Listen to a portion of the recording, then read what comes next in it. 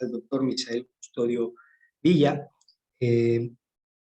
y quien estará impartiendo este primer módulo de del Diplomado de Cosmovisión. El doctor Misael Custodio Villa es rector actualmente de la Universidad Juan Calvino en la ciudad, la alcaldía de Coyoacán, en la Ciudad de México, y también imparte las materias de teología sistemática, en este caso teología reformacional, y otras afines, mientras que a la vez se desenvuelve como traductor de diversas obras de tinte reformacional, reformado, y también pues obras de carácter teológico, pero también cosmovisional, como lo estaremos viendo en esta ocasión. La obra que él ha traducido es del doctor Van der Waalt, un profesor muy reconocido allá en Sudáfrica por parte de la comunidad reformacional. Esperamos que esta clase pueda ser también de mucha bendición para ustedes y pues siéntanse en la libertad, ya él les explicará la dinámica que él estará llevando en este mes con ustedes y siéntanse en la libertad de preguntar, de dialogar y de aprovechar al máximo a su profesor, en este caso. La dinámica de la clase será según el profesor la vaya dictando. Lo máximo que puede durar la clase son 2 horas. Estamos tratando de poder ser muy directos en el tiempo. Damos la bienvenida también a la hermana Minerva, nuestro hermano Joel, a nuestros hermanos Joel, ¿no? Joel Avendaño y Joel Alchilla. Ay, se me olvida, no quiero decirlo mal, hermano. El Archí, ¿no? Entonces, bienvenidos todos, ya a los demás también ya les hemos dado la bienvenida. Es un gusto tenerlos aquí con nosotros y doctor Misael, pues este es el tiempo suyo para poder trabajar, para poder dialogar con nuestros compañeros. Dios les bendiga. Buenas noches, hermanos, a todos. Veo algunos rostros ya conocidos, algunos nuevos, pero me da mucho gusto, hermanos, poder estar con ustedes este día y esperamos en Dios los sábados subsecuentes, los próximos 4 sábados, bueno, 4 con para este curso sobre cosmovisión. Agradezco la invitación del doctor Villanueva para participar en esta serie de conferencias, de estudios sobre la cosmovisión, particularmente la cosmovisión reformacional, que es un término que usamos para identificación. No tendríamos ningún problema de llamar una cosmovisión escritural o una cosmovisión cristiana, pero iremos descubriendo en el transcurso de esta serie de estudios la razón para identificar como una cosmovisión reformacional. Entiendo, hermanos, que algunos de ustedes recibieron el texto de estudio apenas el día de hoy o apenas 1 o 2 días anteriores, así que probablemente no han tenido mucho tiempo para la lectura de lo que corresponde al capítulo 1. Hemos dividido todo el contenido de este texto en capítulos como están para darse un capítulo en cada una de las sesiones que tendremos. De manera que hoy corresponde que tomemos el capítulo 1 de esta obra del doctor Van der Waalt, como ha dicho el hermano Villanueva, un cristiano conocido, el hermano tanto teólogo como filósofo, ya jubilado y con una trayectoria muy importante en el desarrollo de la academia en la Universidad de Potchefstroom, en Sudáfrica, de donde tenemos este texto, que es un texto de los años 70 del siglo pasado, pero cuando leímos este texto, nos pareció muy relevante para nuestro tiempo también, para llevarnos a la reflexión en nuestro tiempo, y pues le pareció al hermano Raimundo también que era interesante para tratar este material y organizar esta serie de estudios que Dios mediante pues nos avanzará en los próximos 4 meses, Dios mediante. Pues quiero iniciar, hermanos, con la consideración de un pasaje de la Escritura que encontramos en el libro de los Hechos, en el capítulo 14. En versículo 8 al versículo 23 es un pasaje que conocemos todos. Hemos leído de la obra misionera del apóstol Pablo, de su trayectoria apostólica como apóstol precisamente a los gentiles. Y Lucas nos lleva a través de este libro en este recorrido del apóstol Pablo, llevando el evangelio del Señor Jesucristo a las tierras gentiles, encontrándose con nuevas culturas, con nuevos pueblos y todo lo que eso significa. En este pasaje encontramos el caso de un evento parecido al que encontramos en Hechos capítulo 3. Hay un hombre impedido para caminar por sí mismo que está ahí, dice el versículo 8, que estaba sentado, imposibilitado de los pies, cojo de nacimiento, que jamás había andado. A la llegada del apóstol Pablo, en compañía de Bernabé, pues aquí sucede un milagro.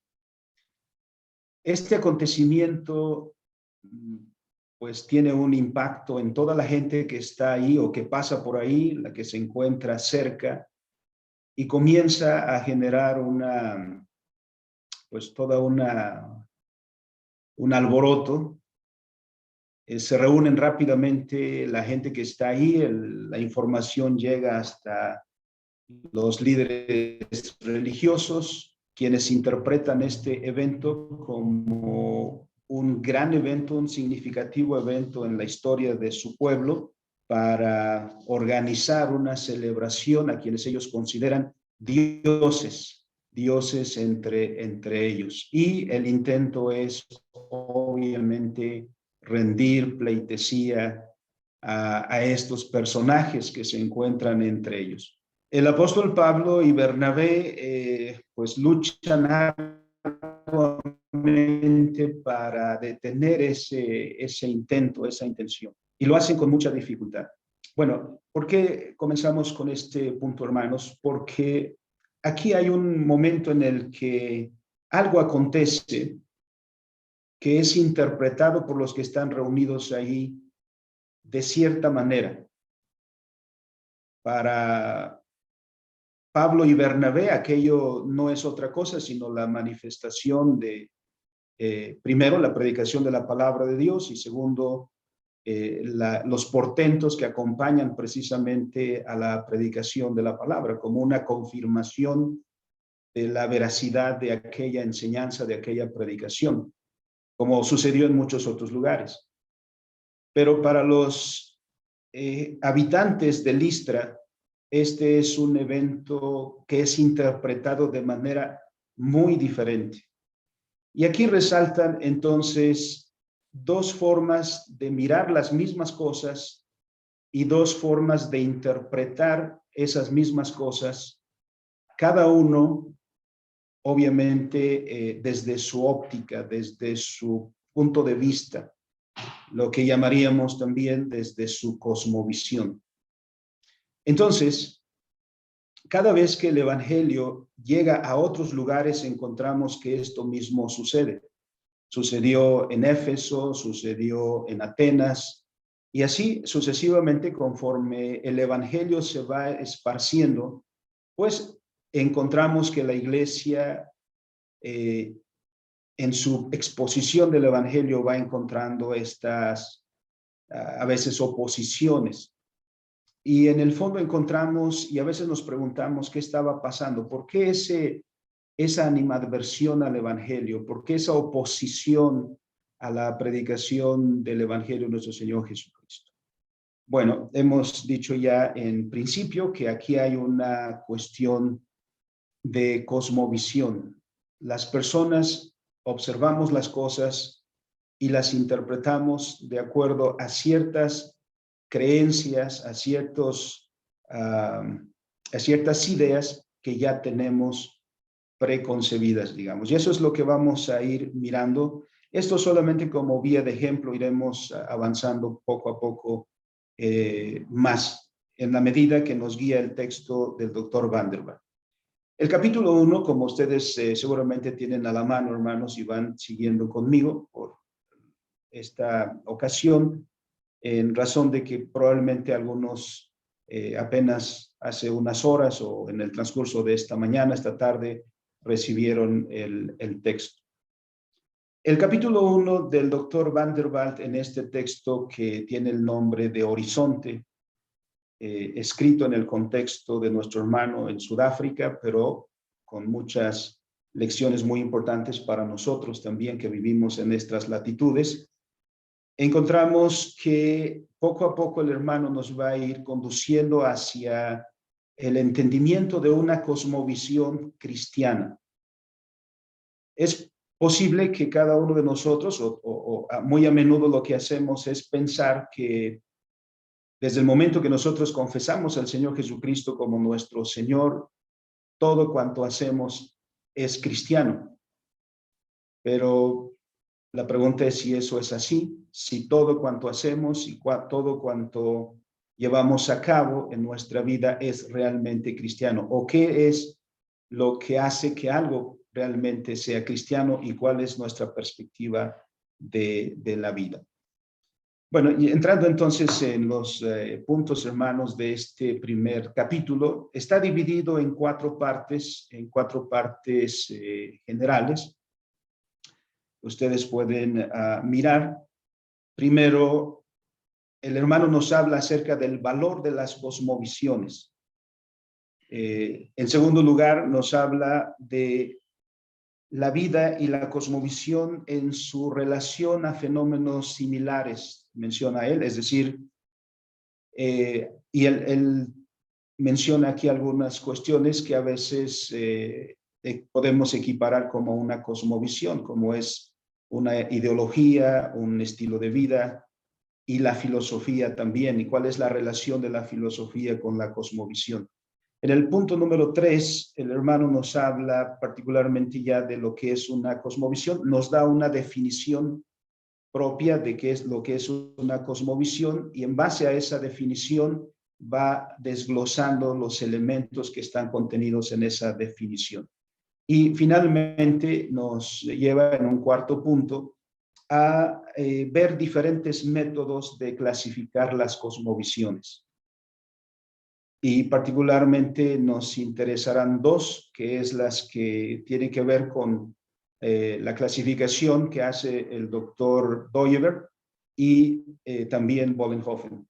Entonces, que es particularmente la clasificación que nosotros seguimos, esta manera de clasificar las cosmovisiones. Bueno, este es el esquema general del capítulo 1. Vayamos entonces en cada uno de estos cuatro puntos, esperando que el tiempo nos sea de mucho provecho. Hermanos, si hay alguna pregunta, si hay algún comentario en el momento, porque es posible que al final nos quedemos sin el suficiente tiempo para atender todas las preguntas. Entonces, yo creo que en el momento que haya una duda o haya un comentario, hermanos, por favor, adelante. Nos harán la manera de poder darnos cuenta de que están en este caso. Bien, el hermano nos hace en este primer capítulo un análisis filosófico, es decir, vamos a estudiar las cosmovisiones para también ver después lo que es una cosmovisión cristiana, una cosmovisión de formación escritural. Así que de eso trata este capítulo. Y en primera instancia, pues vamos a este primer punto que hemos ya mencionado, que tiene que ver con el valor del conocimiento de las cosmovisiones. ¿Por qué es importante que estemos al tanto de las cosmovisiones, de la manera en que estas han estructurado una cultura, un grupo de personas? ¿Y por qué es importante? Nos da el hermano aquí también 4 puntos en los cuales se divide este primer apartado. Primero, el hermano nos menciona que el estudio de las cosmovisiones tiene un valor social. ¿Y en razón de qué?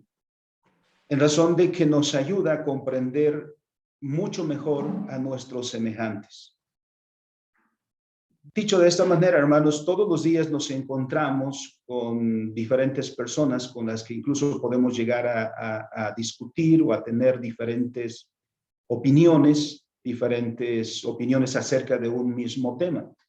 Y podemos preguntarnos en razón de qué es que tenemos esas diferencias. Bueno, por eso quería citar el texto de la Escritura de Hechos capítulo 14 como un ejemplo de precisamente esto. Y la cuestión es que detrás de lo que toda persona hace, dice, hay precisamente una cosmovisión, una forma, anticipemos un poquito, una forma de entender, una forma de interpretar el mundo, de interpretar la realidad. Y eso ningún ser humano se salva, ningún ser humano queda exento de tener una cosmovisión. Todo mundo tiene una cosmovisión. Así que de eso no nos salvamos. Y en razón de esa cosmovisión es precisamente que todo mundo ordena su vida. Así que cuando encontramos en esta interacción, encontramos precisamente que hay el entender las cosmovisiones es entender por qué las personas piensan como piensan, actúan como actúan. Cuando vamos, por ejemplo, a Hechos 17, encontramos también una situación en la que encontramos a Pablo en Atenas. En Atenas llaman a Pablo porque lo quieren escuchar, ya que han escuchado o visto que Pablo anda por la ciudad y anda predicando. Quieren saber qué es lo que el apóstol Pablo tiene que decir, o qué es la enseñanza, o cuál es la predicación. Miramos que Pablo, a diferencia de lo que hace cuando discute con los judíos, con aquellos que se reúnen en las sinagogas, cuando se reúne con los habitantes de la ciudad de Atenas que están reunidos en el Areópago, hace algo diferente. El apóstol Pablo no enseña como lo hace cuando está en la sinagoga. En la sinagoga, el apóstol Pablo cita las escrituras, el apóstol Pablo cita la historia de Israel, pero aquí no lo hace. Y no lo hace por la sencilla razón de que no está ante un público judío que tenga esa formación del pueblo judío, ¿no?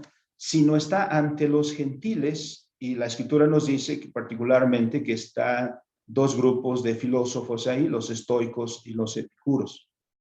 Entonces, cuando Pablo se dirige a ellos, se dirige precisamente en esta manera y deja ver que Pablo conoce cómo piensan aquellas personas que están escuchándole. Porque Pablo sabe, diríamos, cuál es su cosmovisión. Y se dirige a ellos de tal manera que pueda comunicar el evangelio que él está predicando por todas las regiones, incluyendo aquí en Atenas. Entonces, una cosmovisión nos ayuda, o el estudio de las cosmovisiones nos ayuda a comprender mucho mejor a nuestros semejantes.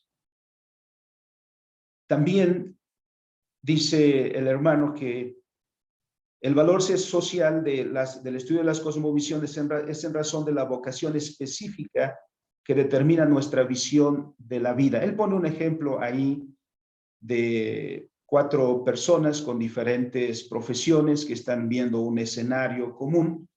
Sin embargo, cada uno ve aquella misma escena, pero con un interés muy particular. Él menciona acerca de un pintor, por ejemplo, que de aquella escena que están contemplando, él se concentra en los matices, en el matiz o los colores de aquel paisaje que están contemplando. Un economista muestra sus intereses económicos pensando en que ahí se puede hacer un restaurante, lo que ahí se puede ofrecer, etcétera. Entonces, cada uno muestra en su apreciación de las cosas que está conducido precisamente, dice, por la vocación específica.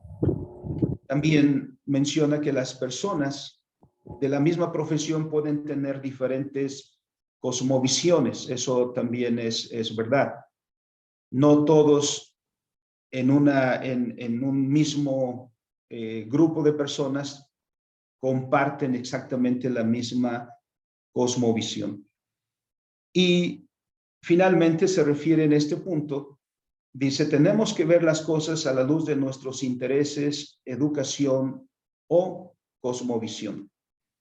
Así que, porque todas las cosas que acontecen en la sociedad, en la humanidad, en la cultura, todas emergen precisamente de una forma de contemplar el mundo, de contemplarnos a nosotros mismos, incluso, como veremos más adelante, a lo que pensamos acerca de Dios. Y eso lo plasmamos en nuestra vida cotidiana, eso lo expresamos en la forma en que ordenamos nuestra cultura. Digamos que una cosmovisión finalmente emerge a una forma muy palpable que es la cultura en la que vivimos y en las otras culturas que están en derredor.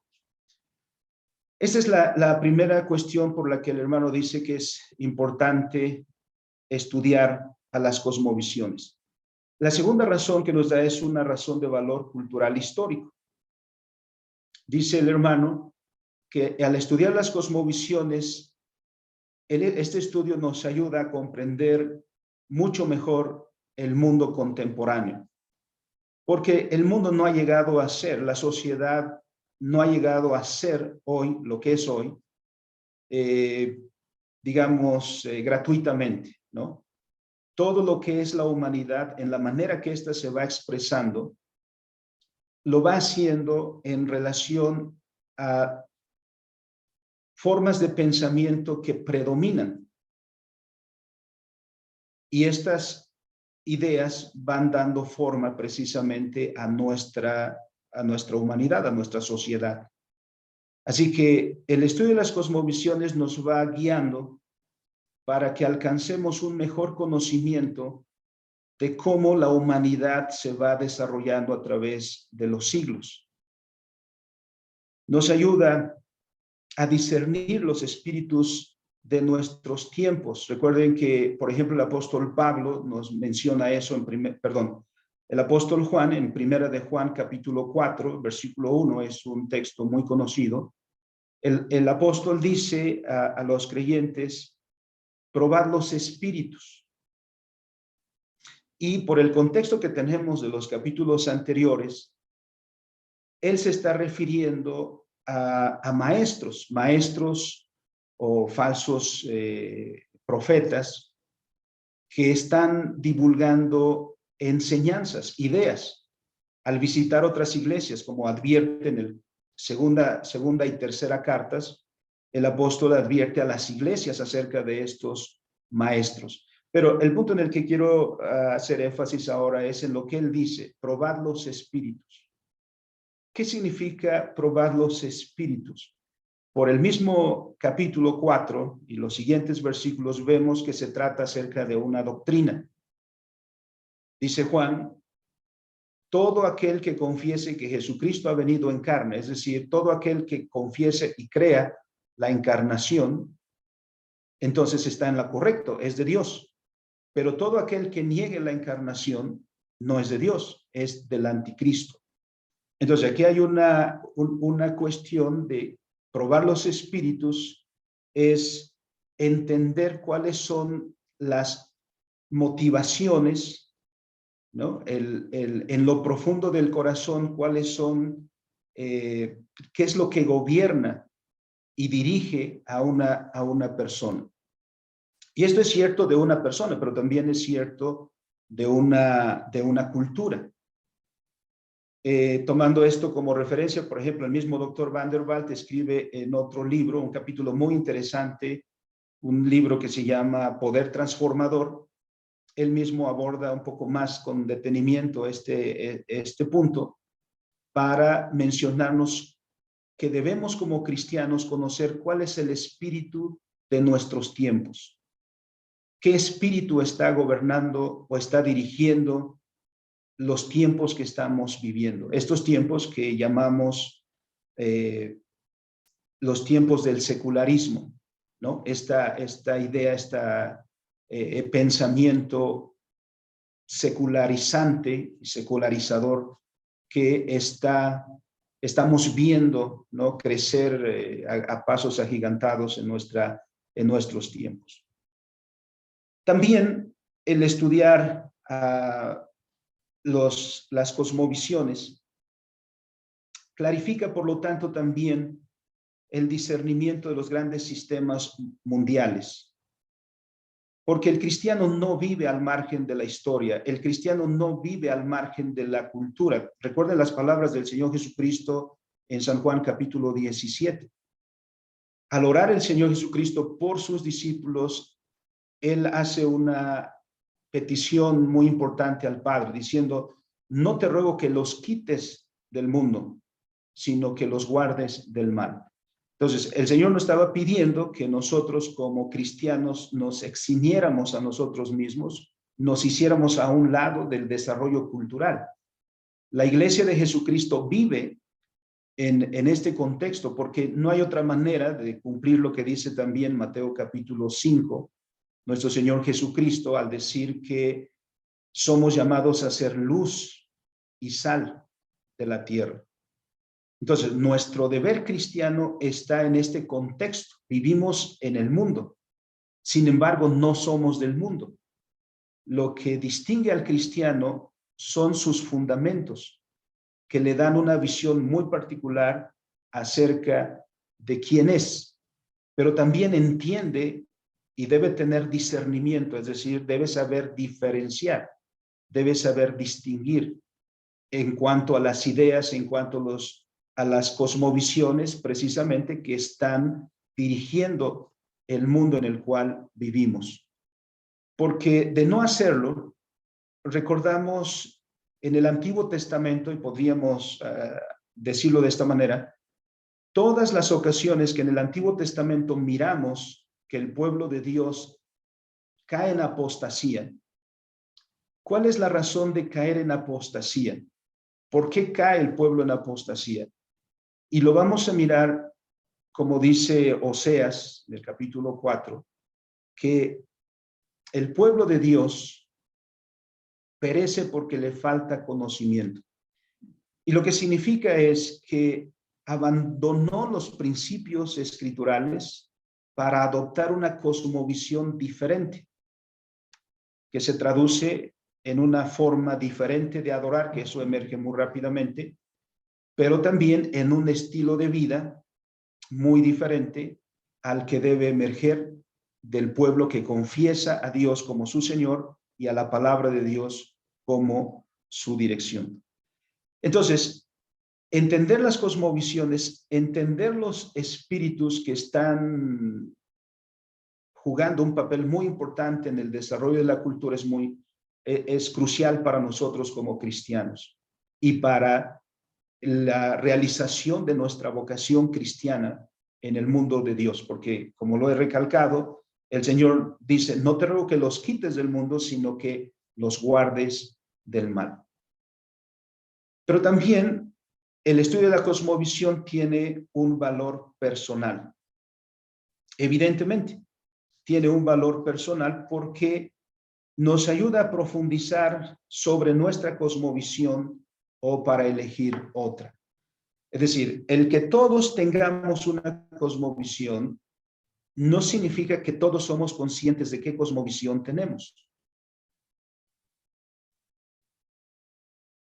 Y eso es algo muy importante, ¿no? Todos vivimos en este mundo y todos nos desarrollamos en este mundo, pero pocas veces nos detenemos a pensar cuáles son las ideas que están dirigiendo mi vida, cuáles son las ideas que están conduciendo mi vida. Y particularmente como cristiano, si estos principios que gobiernan mi vida emergen de las Escrituras o emergen de otro lugar. Porque esto también es algo muy importante. Si queremos ser fieles a nuestra vocación y fieles a Dios, entonces tenemos que ser fieles a sus mandamientos. ¿Y qué significa eso? Significa que nuestra manera de pensar y de hacer debe ser normado por la palabra. Por ejemplo, el conocidísimo texto de Romanos capítulo 12, versículo 2. El apóstol Pablo dice, ¿no?, lo que significa ser cristiano. Y eso sumado a lo que dice el Señor Jesucristo en Mateo 28, que envía a la iglesia a ser discípulos. Un discípulo, en el contexto de Romanos 12:2, dice el apóstol Pablo, no os conforméis a este siglo, sino transformaos por medio de la renovación de vuestra mente. ¿Eso qué quiere decir? Que debemos transformar nuestra manera de pensar. Y hay un texto paralelo de este pasaje que es Efesios capítulo 4, versículo 23. Dice, renovaos en el espíritu de vuestra mente. Entonces, ser cristiano no es una cuestión meramente de seguir ciertas costumbres o ciertos ritos, sino que en el fundamento de la fe está precisamente el ser fieles a los principios escriturales en nuestra transformación de la manera de pensar para dar lugar a una manera de vivir.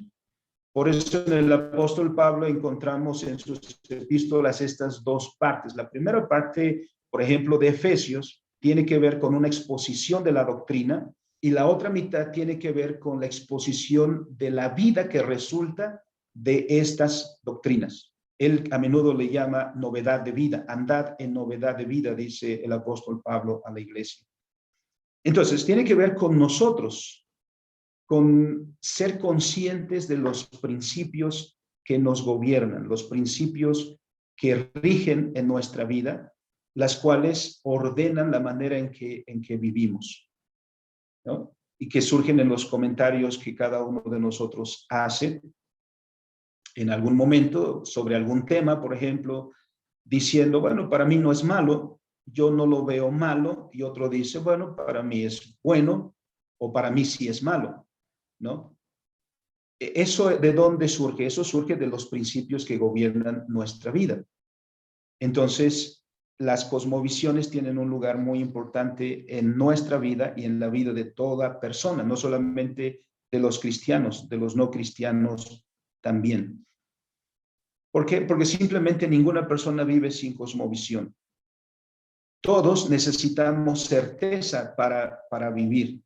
Dice, quiero citar literalmente al doctor, dice, nos ayudará a distinguir y también a ver la coherencia, la unidad de la vida, para estar alertas y vigilantes, para explorar auténticos nuevos caminos, de manera que estemos mejor equipados para la tarea de nuestra vida. Esa es la tarea de nuestra vida. El desarrollo de un estilo de vida que esté basado en los principios escriturales, que Dios sea glorificado. Entonces, si debemos tener una visión, una cosmovisión cristiana, que se diga cristiana, auténticamente cristiana, esta tiene que ser formada por los principios escriturales. A la luz de lo que iremos estudiando, como dice el hermano, nos daremos cuenta si nuestra cosmovisión que ahora tenemos es cristiana o bien vamos a cambiar por una cosmovisión más cristiana, ¿no? Eso lo iremos descubriendo. Y obviamente, toda cosmovisión o el estudio de la cosmovisión tiene un valor práctico, porque tiene que ver con la vida, con nuestro quehacer cotidiano.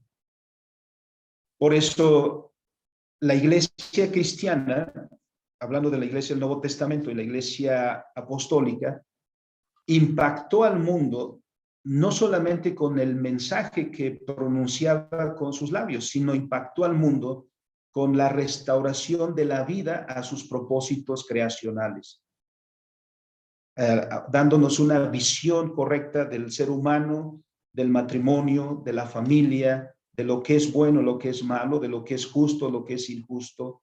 Es decir, el cristianismo desarrolló no solamente una forma de adoración cúltica, el cristianismo desarrolló una forma de vida muy particular y muy evidente para todos en el contexto en el cual se desarrolló. Y así como sucedió en el primer siglo con la Iglesia Apostólica y los siguientes siglos, también eso miramos en el siglo XVI con la Reforma.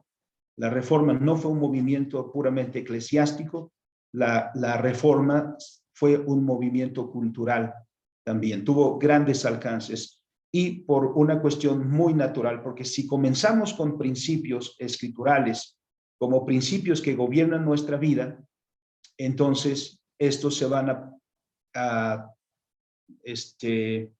evidenciar o manifestar en hechos concretos. Una cosmovisión tiene eso, nos enfoca en la realidad. Bueno, este primer punto parece que me extendí un tanto, hermanos. ¿Habrá alguna pregunta aquí? ¿Habrá algún comentario, hermanos? ¿O nos vamos a raudos y veloces? Bueno, si no hay comentarios, entonces el siguiente punto es, y probablemente pueda ser la pregunta, ¿qué relación hay entre cosmovisión, lo que es un estilo de vida, una ideología, una filosofía? Y estos son términos que se usan también cotidianamente.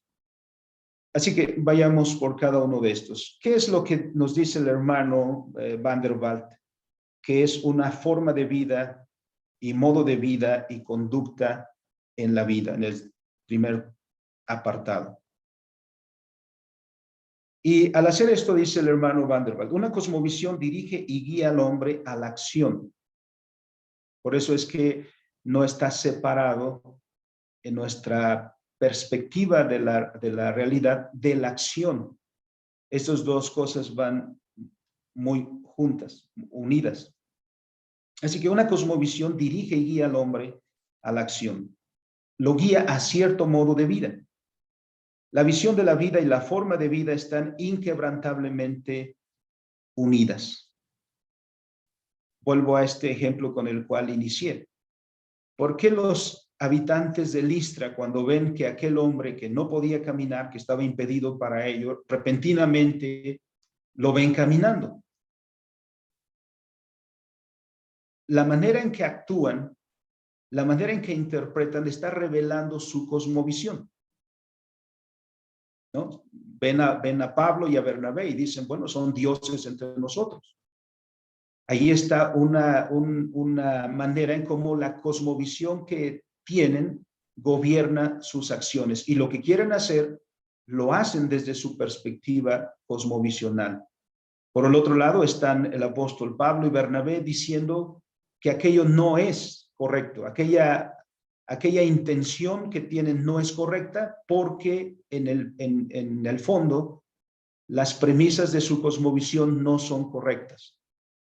Y dice la escritura que con gran dificultad lograron impedir lo que aquellas personas querían hacer. Entonces, toda cosmovisión dirige y guía la acción de todo ser humano. Hay una relación intrínseca aquí. En segundo lugar, un estilo de vida.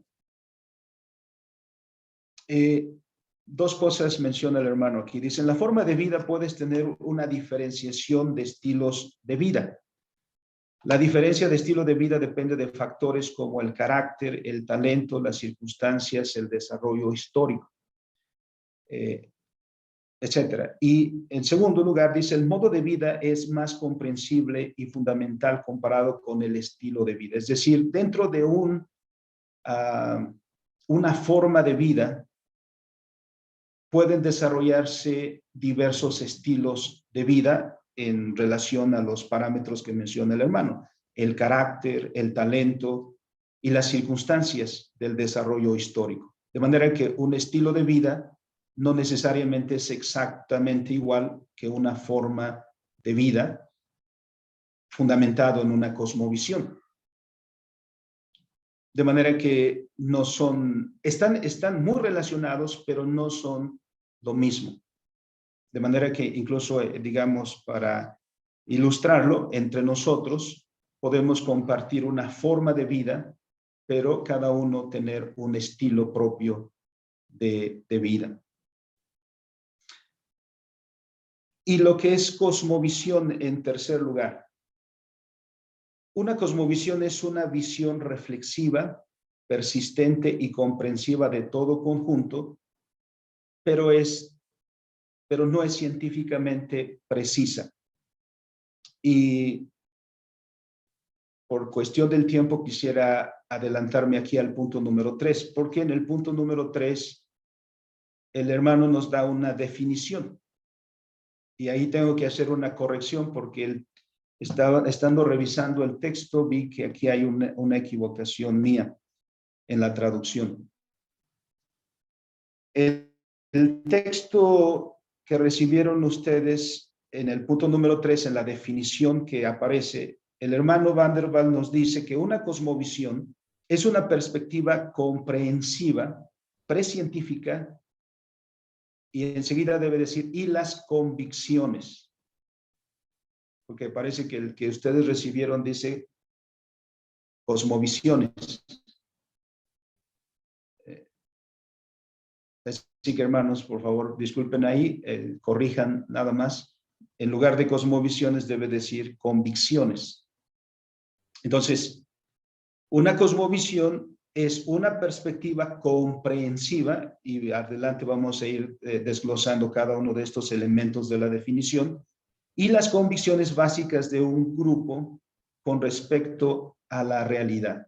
Es decir, regresando al punto anterior, porque se ligan aquí, una cosmovisión es una visión del cosmos, si queremos hacer una definición muy simple, ¿no? Cosmos, mundo, visión, una forma de ver y de interpretar el mundo. Y por eso es comprensiva, es decir, es todo abarcante.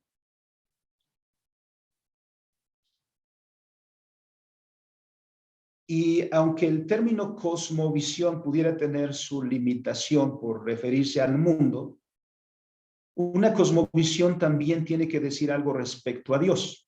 Por eso en el texto el hermano Van der Waal dice, bueno, no tenemos un mejor término, pero sigamos usando el término cosmovisión, pero miremos que también tiene que decir algo respecto a Dios, porque siempre incluye una idea respecto a Dios o a los dioses.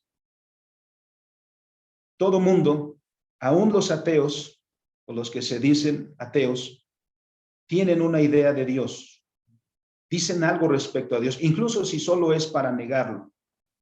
Pero en el momento de negar a Dios ya han dado su perspectiva acerca de él. Y esa perspectiva va a tener sus consecuencias prácticas, como dice el Salmo 14, ¿no? Que todos conocemos. Dice el necio en su corazón, no hay Dios. Pero eso no es un dicho solamente que se queda en lo abstracto, sino es algo que va a matizar nuestra vida, nuestra existencia.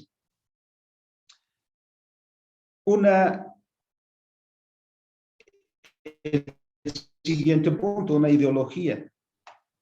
La ideología es un conjunto de principios o ideas en un sistema, particularmente, dice el hermano, se usan se usa el término ideología en el contexto de la esfera económica o la esfera política. Pero lo que queremos destacar es que una ideología no es igual a una cosmovisión. Una ideología, dice, es más o menos usada en la esfera de la economía y la política. La cosmovisión es más comprensiva, porque la cosmovisión abarca toda la realidad. La cosmovisión da una perspectiva, por ejemplo, de lo que es el mundo, de lo que es el bien, de lo que es el mal.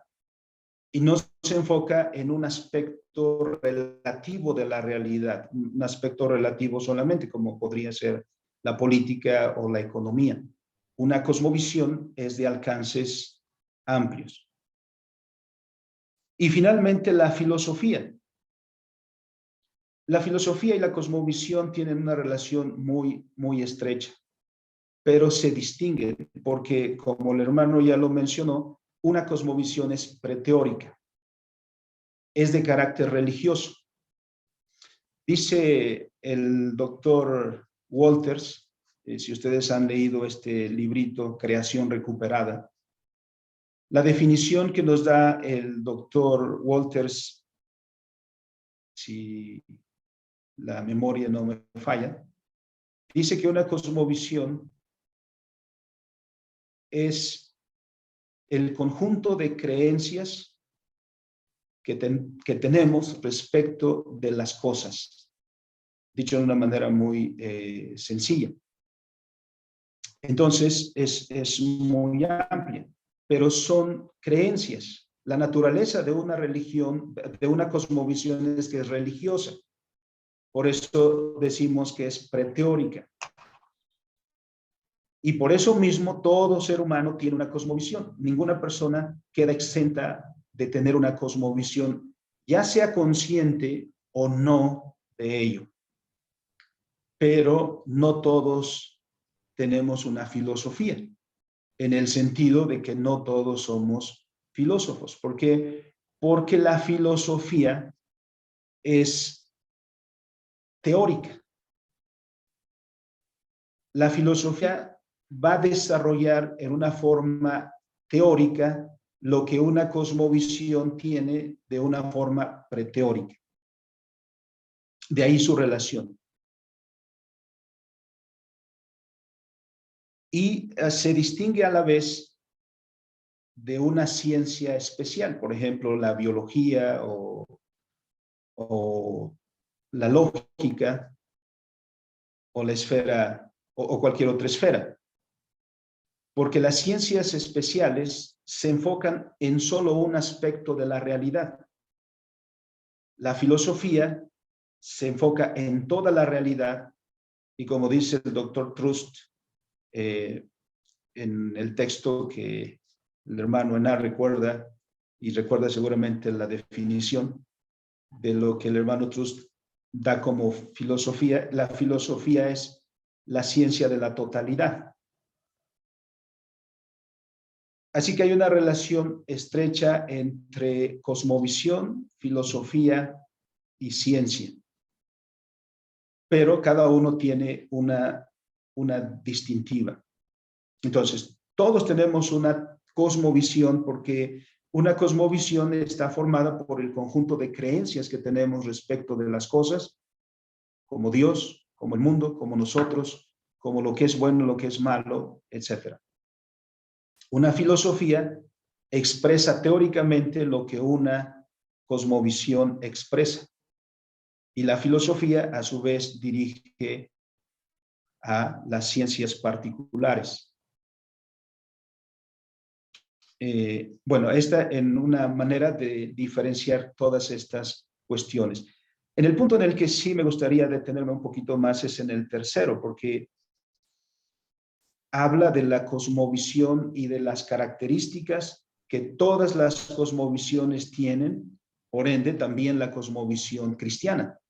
¿Y cuáles son estas? El hermano, desglosando lo que dice la definición, nos dice 4 cosas acerca precisamente de lo que es una cosmovisión. Volvemos a leer la definición. Una cosmovisión es una perspectiva comprensiva, es decir, todo abarcante, precientífica, y las convicciones básicas de un grupo con respecto a la realidad.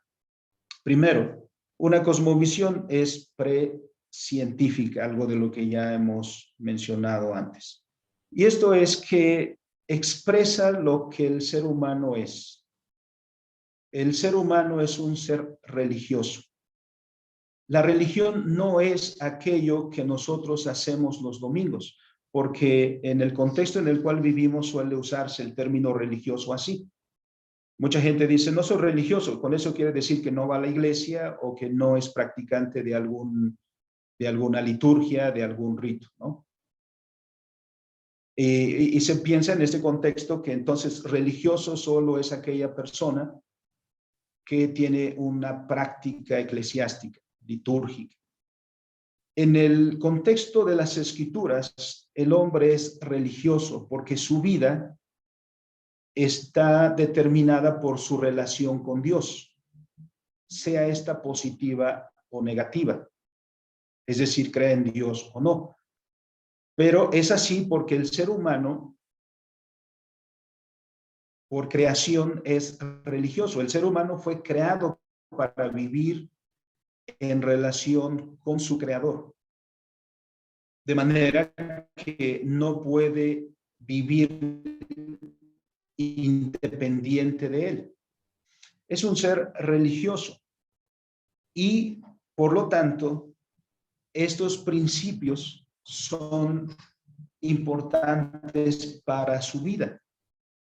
Todo, bueno, podemos tomar como referencia Romanos 1, por ejemplo.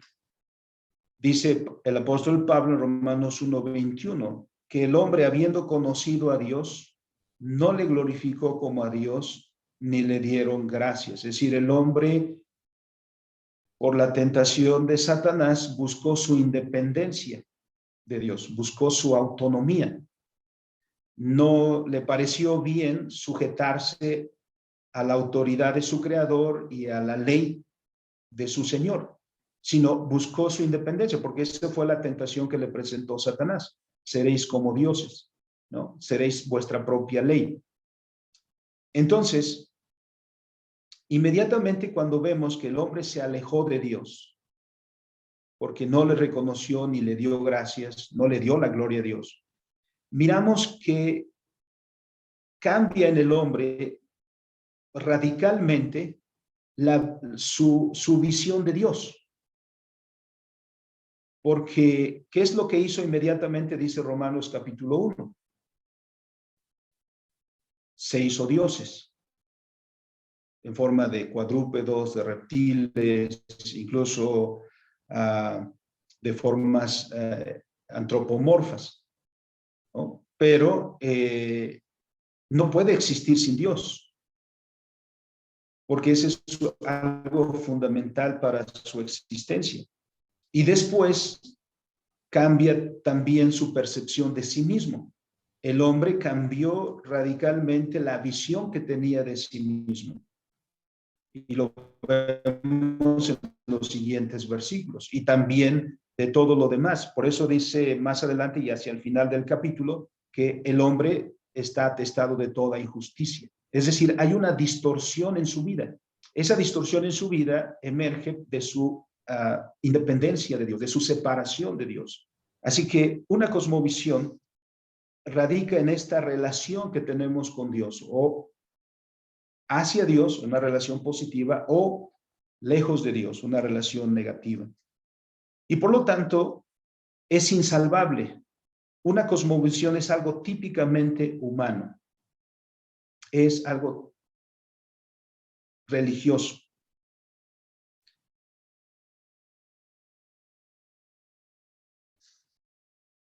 En segundo lugar,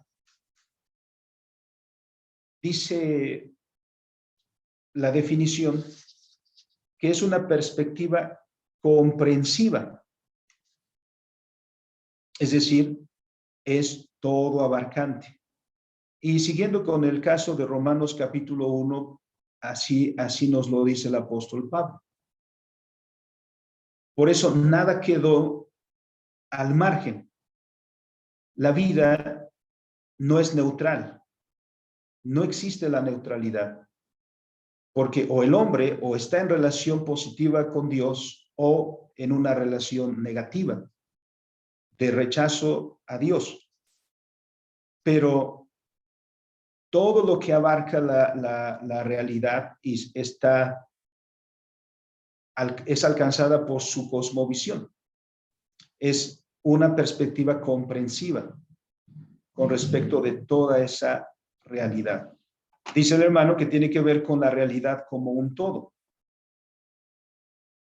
Y como leímos o hicimos la cita, a veces me salto la cita y solo me refiero a ella por el tiempo, hermanos, porque pienso que al detenernos en cada pasaje nos llevaría un poquito más de tiempo, pero esto es importante.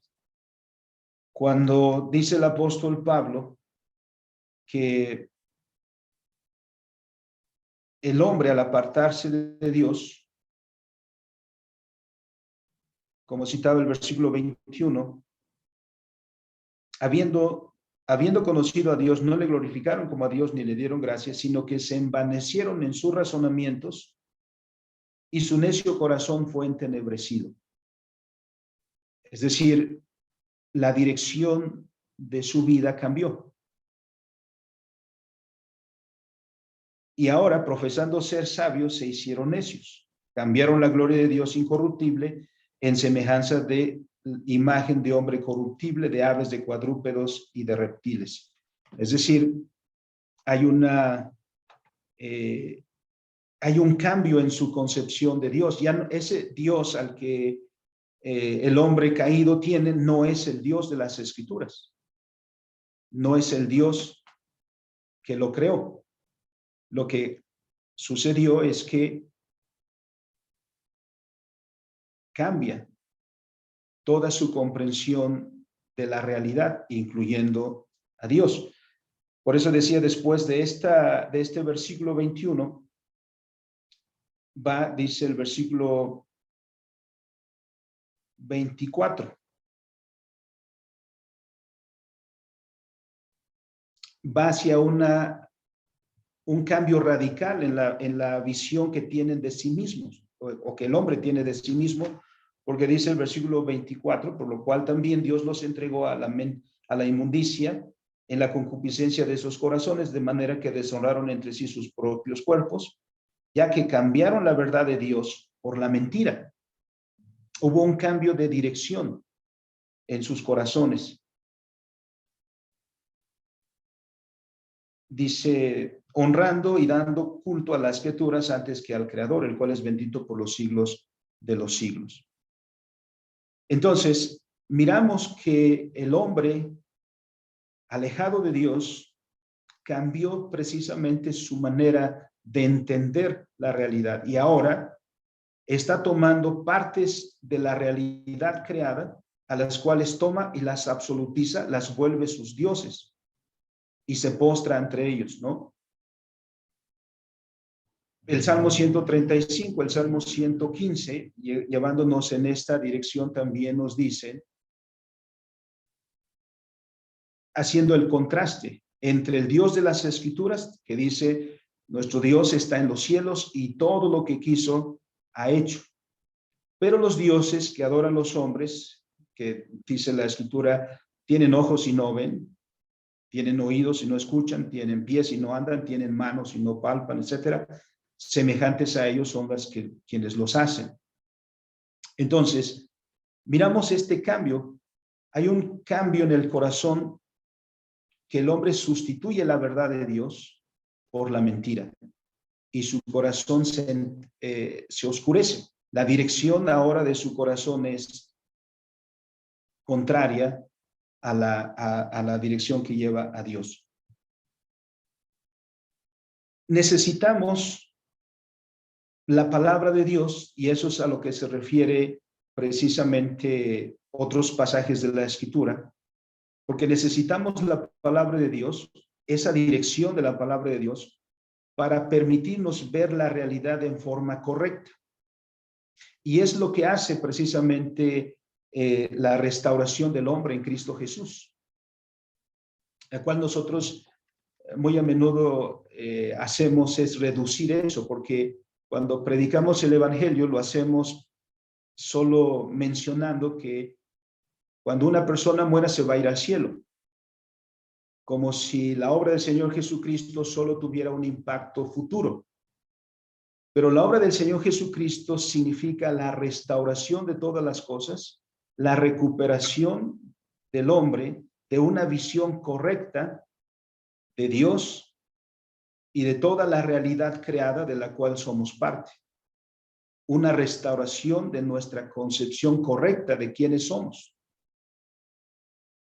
Por eso en el fondo es tan importante una cosmovisión de formación escritural, por la palabra de Dios que nos es dada precisamente para esto. Sin la palabra de Dios no hay una recuperación de la verdad, de una visión correcta de todas las cosas. Entonces tenemos este contraste, dice Pablo, o es la verdad o es la mentira. Y cuando Adán y Eva se alejaron de Dios, sustituyeron la verdad de Dios por la mentira. En Cristo Jesús somos vueltos de la mentira a la verdad. Como dice el apóstol Pedro, somos trasladados de las tinieblas a su luz admirable. Y eso significa que en Cristo recuperamos la verdad para que podamos tener una visión correcta de todas las cosas, de Dios, de nosotros, del mundo en el que vivimos, de lo que es bueno, de lo que es malo, de lo que es correcto, de lo que es incorrecto, de lo que es justo, de lo que es injusto, etc. Tenemos entonces que enfocar nuestros esfuerzos hacia esa recuperación de una cosmovisión de formación escritural. Entonces, una cosmovisión es comprensiva. En tercer lugar, y ya estábamos tratando un poco con eso, una cosmovisión es las convicciones básicas. Dice Walters, yendo a este mismo punto, son nuestras creencias básicas. Y en este sentido, dice el hermano, que se centra una cosmovisión en torno de principios o de cosas básicas que son fundamentales. Por ejemplo, respondemos a estas preguntas y que ya hemos estado abordando un poco, ¿no? Primero, por ejemplo, ¿qué es Dios? ¿Qué respuesta damos a esa pregunta? Segundo, ¿qué es el hombre? Tercero, ¿qué es la libertad? Lo que ya también hemos mencionado, ¿qué es el bien y qué es el mal?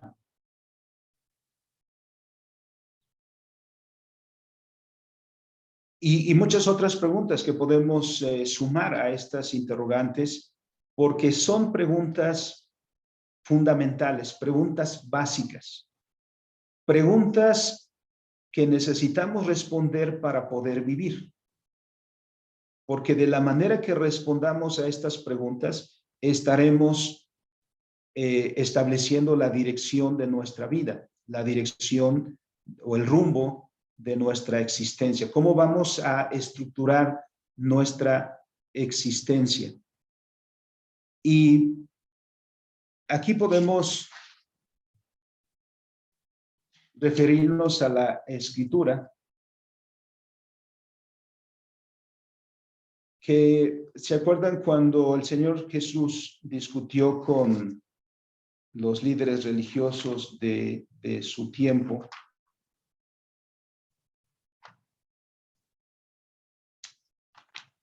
Y en el capítulo 15 del Evangelio de Mateo,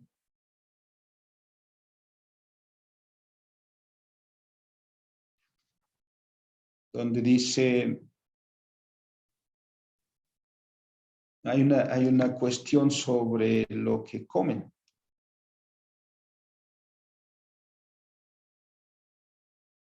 Y el Señor Jesucristo al final dice en el versículo 17, dice, ¿no entendéis que todo lo que entra en la boca va al vientre y es echado en la letrina?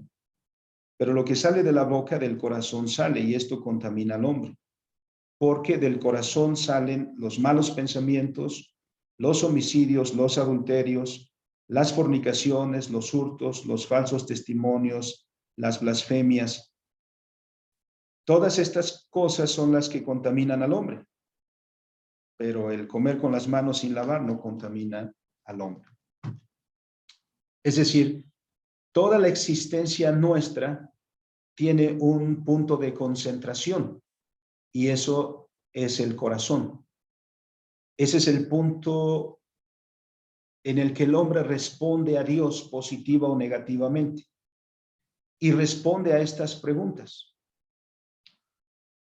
Nosotros podemos responder a las preguntas de qué es Dios por las Escrituras. Por eso, previamente, el hermano ha dicho que es fundamental las Escrituras para tener una cosmovisión verdaderamente cristiana. Sin las Escrituras no lo vamos a poder hacer.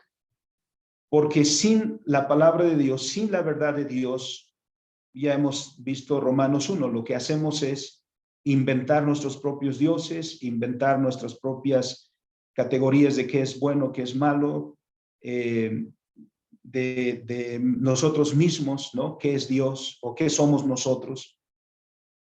Pero cuando vamos a las Escrituras nos dicen lo que es la verdad. Y en contexto de San Juan capítulo 8, que dice el Señor, conoceréis la verdad y la verdad os hará libres. ¿Libres para qué? Conocer las Escrituras, conocer verdaderamente quién es Dios, verdaderamente qué es lo que existe, quiénes somos nosotros, qué es bueno, qué es malo. Al responder a esas preguntas estamos respondiendo a cuestiones básicas para el desarrollo de nuestra existencia. Y el conjunto de esas creencias que para nosotros provienen de la Escritura es que formamos nuestra cosmovisión. Por eso el pueblo de Dios, tanto en el Antiguo como en el Nuevo Testamento, es un pueblo distinto a todos los otros pueblos, porque su cosmovisión y toda su vida encuentra su principio en la misma palabra de Dios. Es la palabra de Dios la que le da esta fundamentación. Si no es la palabra de Dios, estaremos tomando de otro lugar y estaremos teniendo una cosmovisión no en conformidad de la Escritura. Entonces, una cosmovisión responde a estas preguntas fundamentales y establece, por lo tanto, las convicciones básicas que norman nuestra vida, las cuales vamos a plasmar nosotros en nuestro diario vivir. Y así lo plasma tanto el Antiguo como en el Nuevo Testamento. Las leyes de Dios establecen los principios de nuestra vida. Por eso el hermano dice también en este apartado, las respuestas a estas preguntas determinan toda la vida del hombre. Y eso lo vamos a encontrar, como hemos mencionado, en la forma más visible de una cultura. Finalmente, el cuarto punto de lo que es una cosmovisión es que una cosmovisión nunca es individual. Las cosmovisiones son grupales, son colectivas. Las cosmovisiones son comunitarias. ¿Y por qué decimos eso? Porque nosotros heredamos nuestra cosmovisión, nuestra forma de ver el mundo y todo lo que hemos mencionado del contexto cultural en el cual vivimos. Bien se puede decir que nosotros somos producto de nuestra cultura. Por eso es correcto decir, pues somos mexicanos. ¿Y qué significa ser mexicano? ¿No? Crecimos en este contexto, somos formados en este contexto tenemos la cosmovisión de la cultura en la cual hemos nacido.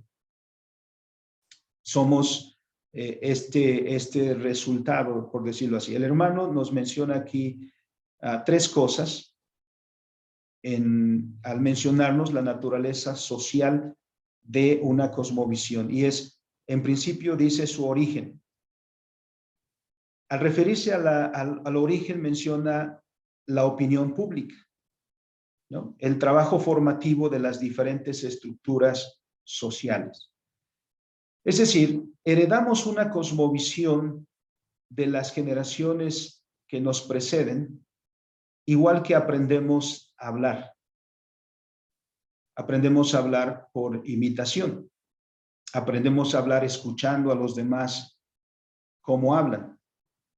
Aprendemos hábitos que los demás nos enseñan. Aprendemos costumbres que vemos en el contexto nuestro y las vamos adoptando. Y esto nos va formando. Entonces, somos parte de ese grupo, somos parte de esa comunidad y somos formados precisamente como un miembro de esa comunidad. Y de esa manera es que una cosmovisión se va pasando de una generación a otra. Una cosmovisión tiene ese progreso. Los padres educan a sus hijos, estos a sus hijos y estos a sus hijos, y de generación en generación. No es entonces fuera de lugar, digamos, lo que dicen las Escrituras, o más bien es con este propósito, que las Escrituras dicen, y estos son los mandamientos, en Deuteronomio capítulo 6, estos son los mandamientos, estatutos y decretos que Jehová tu Dios te da, para que los pongas por obra, es decir, para que los hagas. Pero también dice, y se las repetirás a tus hijos, ¿no? Cuando salgas de camino, cuando regreses, al acostarte, al levantarte, etcétera. Porque en el punto fundamental de la relación del pueblo de Israel con Dios es precisamente esta obediencia de transmitir los principios escriturales, las creencias que las escrituras nos dan respecto de las cosas, porque ellas nos enseñan respecto de Dios, respecto de nosotros, respecto del mundo, etcétera, respecto del mal. Por eso entendemos cuál es el problema de la humanidad, porque las escrituras nos enseñan.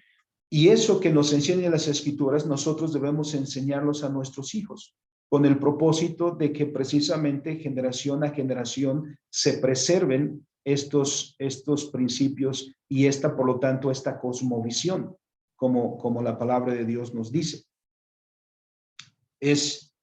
Cuando no cumplimos ese propósito, sucede lo que nos dice el libro de los Jueces. Después de una generación que teme a Jehová, dice el texto que se levanta una generación que no conocía a Jehová. ¿Cuál es la cuestión que se dio ahí? Podemos mirar la falta de cumplimiento de una generación por los principios que Dios establece, de enseñar a nuestros hijos los principios escriturales para la formación precisamente de una visión escritural para ellos de todas las cosas. Entonces, una cosmovisión siempre tiene un carácter colectivo, siempre tiene un carácter comunitario. Y ese es su alcance. De manera que una cosmovisión puede caracterizar a una nación entera, a una cultura entera, a un grupo de personas muy amplio. Aunque también es posible que en una nación haya diversas cosmovisiones. Probablemente hay una cosmovisión predominante, pero hay cosmovisiones también de menos alcance, pero están presentes. Podríamos referirnos, por ejemplo, que en México hay una cosmovisión predominante, pero también, por ejemplo, hablemos de los mayas, de los otomís, etcétera, que les caracteriza una cosmovisión propia. no es de mucho alcance porque esa cosmovisión solo alcanza a los miembros de esa comunidad. Así que ahí hay una cosmovisión que está presente, pero su alcance no es mucho. En cambio, hay una cosmovisión de más alcance porque es el número de personas a las cuales incluye es mucho más grande, digamos, en nuestro país y en otros países también. Pero finalmente una cosmovisión siempre va a tener esa característica. Es una cosmovisión de un grupo de personas, de una colectividad. Por eso en la Escritura siempre se habla del pueblo de Dios o de la iglesia, a la cual debe caracterizar precisamente la cosmovisión que emerge de las Escrituras. Bien, entonces estos 4 elementos se desglosan de la definición que nos da el hermano. Una cosmovisión es una perspectiva que es todo abarcante, porque abarca toda la realidad, incluyendo Dios, que es de carácter religioso o preteórico y que forma las convicciones básicas de un grupo de personas, pequeño o grande, y como le da una visión de la realidad, esta va a establecer el fundamento de su desarrollo como una cultura. Bueno, hacemos un alto aquí, hermanos, si hubiera alguna pregunta, hubiera algún comentario.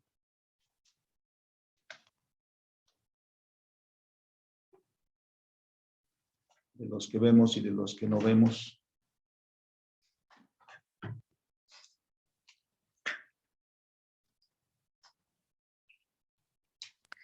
Nuestro hermano Iván Amador está levantando la mano. Entonces, Hermano. no sé si guste tomar la palabra, hermano Iván. Sí, un par de preguntas. Una de la parte 2.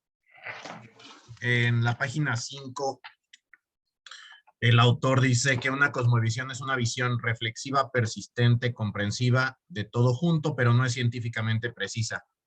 ¿Podría haber cosmovisiones científicamente precisas? Digo, considerando que la filosofía es una ciencia, ¿no? Para la gran mayoría de la gente. Una cosmovisión nunca es perfecta, hermano. Y no lo es porque nosotros no somos perfectos. La Escritura nos llama a conformarnos a ella. Pero aunque somos llamados a conformarnos a la palabra de Dios, no vamos a llegar a hacerlo de manera perfecta, por una parte. Por otra parte, la filosofía en esta parte estudia las cosmovisiones, pero no las determina. Es decir, una filosofía no se fundamenta, perdón, una cosmovisión no se fundamenta científicamente. Lo que el estudio de las cosmovisiones nos lleva a ser es conscientes de la cosmovisión que tenemos y de si esta cosmovisión que nosotros tenemos es consistente. Hablando como cristianos, si esta cosmovisión que tenemos nosotros hoy es consistente con lo que la Escritura enseña. Porque si no, al darnos cuenta, al ser conscientes de la cosmovisión que tenemos, podemos cambiarla. Pero independientemente de que seamos conscientes de eso, tenemos ya una cosmovisión. ¿No? Por eso hemos recalcado que una cosmovisión es de carácter religioso, no de carácter científico. Lo que haría la filosofía es estudiar las cosmovisiones y al sernos conscientes como cristianos nosotros, es regresar a las Escrituras para, de acuerdo a lo que la Escritura nos enseña, ir estableciendo nuestras creencias, porque eso es lo que hace la Escritura, corrige nuestras creencias respecto de todos los elementos que tiene una cosmovisión. Por eso encontramos un contraste muy grande entre el creyente y el incrédulo. Y el punto de partida que los distingue es el religioso, precisamente.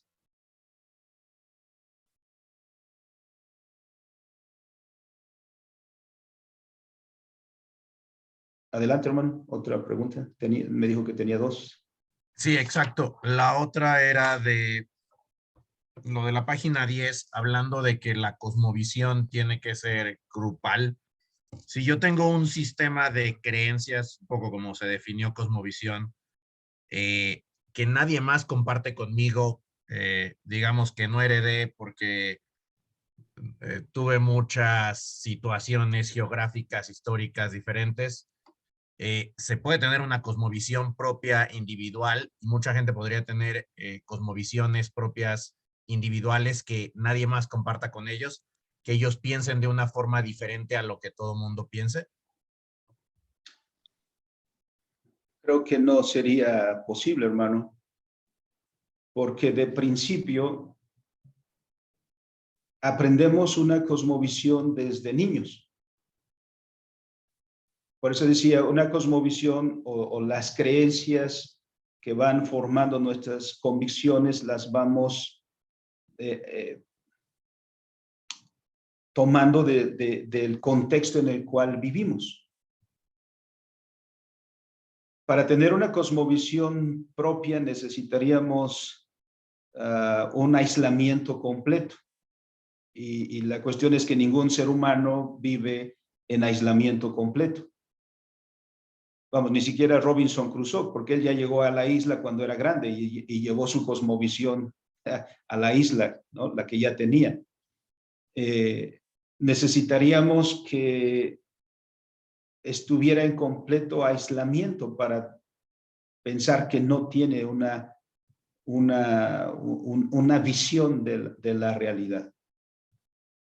Y no sé cuál sería ese individuo que estuviera completamente aislado. Del otro lado, la cosmovisión la vamos tomando de las relaciones, por eso el carácter social, porque lo vamos tomando del contexto en el cual nos desarrollamos. Y las creencias las vamos adoptando incluso sin darnos cuenta.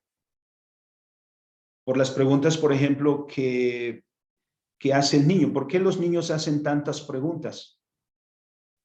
¿Por qué los niños son preguntones por naturaleza? ¿Por qué nos dicen que es, por qué las aves vuelan? ¿Por qué los árboles son verdes? ¿Por qué la luna está en el espacio, etcétera? ¿Qué es lo que está haciendo con esas preguntas? Y quien le responda y la respuesta que le dé va a ir formando su concepción de la realidad. Pero ¿puede alguien a cierta edad cuestionar todo lo que le enseñaron y decir, no, todo este sistema de creencias, yo voy a creer en lo que la Biblia me dice y todo lo demás lo tiro a la basura? Y entonces me encuentro en una situación en donde ya no creo casi lo que nadie más cree, porque todo ese sistema de pensamiento ya lo tiré a la basura y me quedé solo con lo que entiendo que la Biblia me dice, y me encuentro con que casi nadie lo hace, casi todo el mundo trata de mezclar lo que la Biblia dice con todo lo que le enseñaron ya mezclado por una situación de pecado, tradición, heredado, etcétera, sin que lo hayan tirado a la basura. Sí. Que creo que es lo que Romanos 12:2 nos dice. Tiren todo eso a la basura y quédense solo con esto.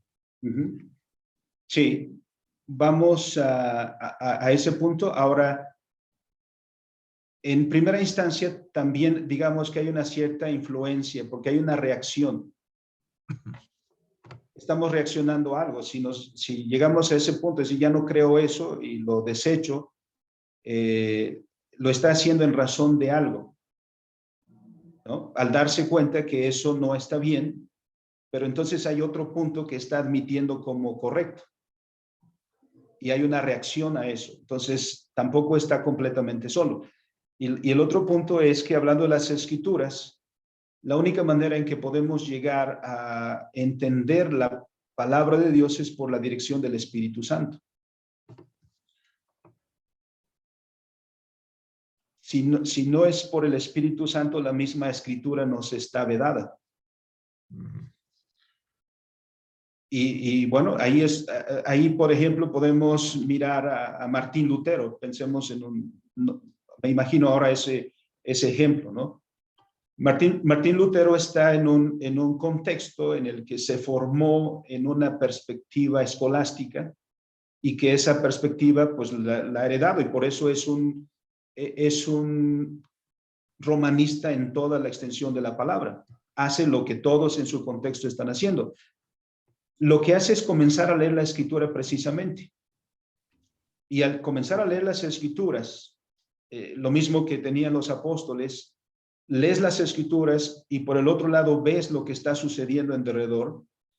Y entonces ves a la gente postrándose ante las imágenes y la Escritura dice, no te inclinarás a ellas ni las honrarás.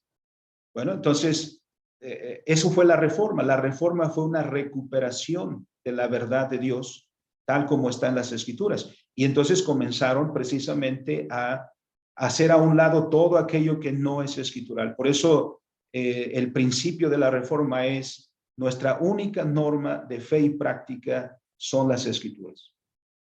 Pero a la misma vez, Lutero tuvo un grupo de personas que llegaron a las mismas convicciones. La reforma no fue un movimiento unificado. No estaban de acuerdo Lutero con Zwinglio, con Calvino, etc. Entonces, pero al mismo momento llegaron a esas convicciones por la misma palabra de Dios y el Espíritu Santo, y entonces encontraron que había una comunidad. La palabra de Dios los lleva a establecer esa comunidad. La misma escritura dice el apóstol Pablo a los filipenses, hermanos, sean de un mismo sentir. Es decir, llegamos a un mismo pensar. Y la comunidad que llegó también a ese punto en Hechos capítulo 2, que dice, y todos los que recibieron la palabra, también significó ese cambio, porque significaba dejar atrás todas aquellas cosas que no eran correctas y adoptaron la verdad de Dios, la palabra de Dios, y luego dice, y perseveraban unánimes, ¿no? En la doctrina de los apóstoles, en las oraciones, en el partimiento del pan, etc. Entonces, la misma palabra de Dios establece los principios de la nueva comunidad o la nueva humanidad que le caracterizan los mismos principios, las mismas verdades, las mismas normas, y por la cual entonces comenzamos a pensar de la misma manera. Eso es la iglesia y el ejemplo que como mencioné, pues así de rápido se me ocurre esta restauración de la verdad, ¿no?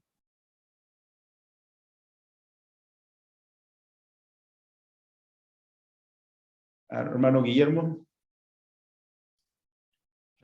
Sí, profesor, gracias. En la página 5 también, en el párrafo anterior al 2.2, te dice estilo de vida.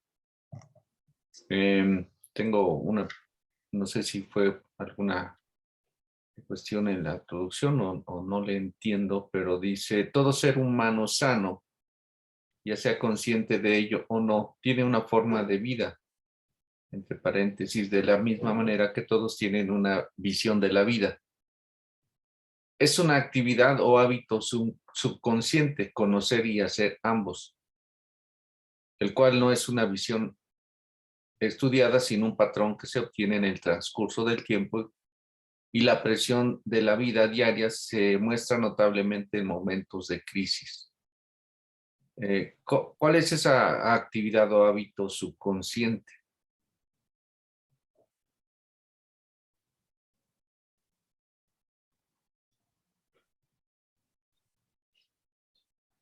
Ok, sí, ya lo encontré, hermano.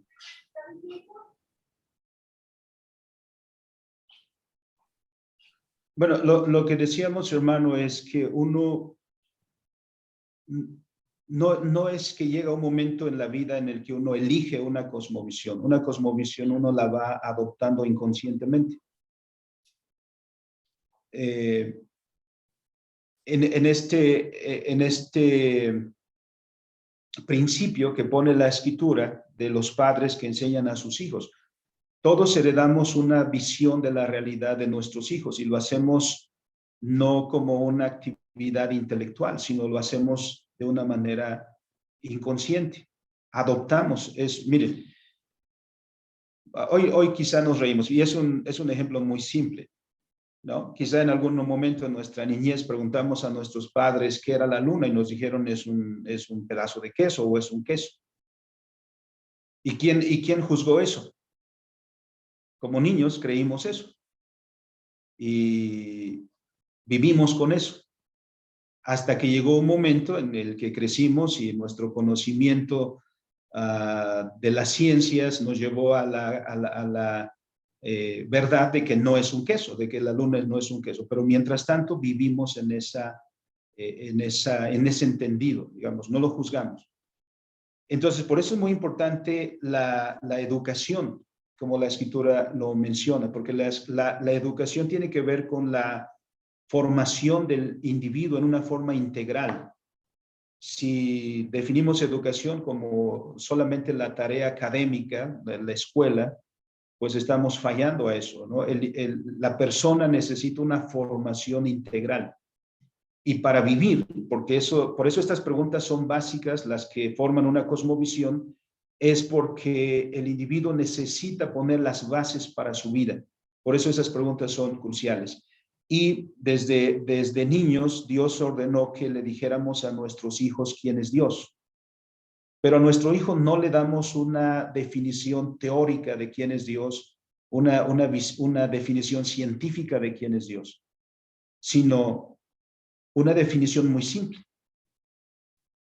No le decimos un día al niño, mira, siéntate porque te voy a decir quién es Dios, y ahí va la definición. No, el niño aprende que hay Dios al mirar a su padre, que inclina su rostro para orar a Dios y le da gracias por los alimentos. Que cuando su padre tiene un problema, el niño ve a su padre yendo a Dios y rogando por una bendición, por una dirección, etc. Ahí es donde el niño aprende a confiar en Dios. No aprende a confiar en Dios por una definición teórica.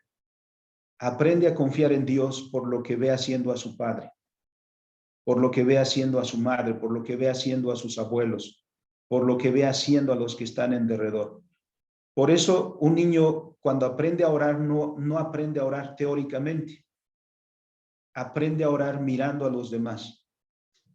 Y el padre le dice al hijo, hijo, vamos a orar por los alimentos. Y le dice, hijo, repite después de mí, ¿no? Y el niño va repitiendo después de que el padre está orando. Y aprende a orar y después él hace su propia oración y diciendo, papá, Dios, te doy gracias por mi comida, te doy gracias por mis zapatos. Es decir, esas son oraciones que el niño aprende porque aprende a confiar en Dios viendo a los demás que confían en Dios. Y si no confían en Dios y confían en una imagen, el niño lo va a aprender igual. El niño se aprende a postrar en una imagen porque así ve a sus padres. Entonces, aprendemos eso de una manera inconsciente.